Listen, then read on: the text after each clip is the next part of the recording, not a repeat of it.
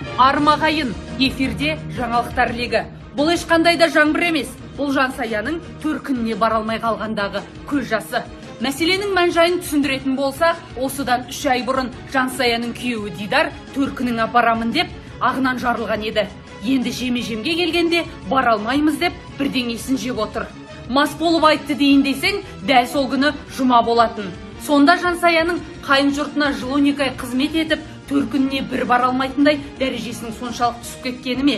Осындайда мына өлең жолдары еріксіз еске түседі. Даңқың қайда төскерлеген, ұрысқанда дес бермеген, бір жыл бойы төркініңе бара алмау, бір жыл бойы күйеуіңнің осал тұсын таба алмау.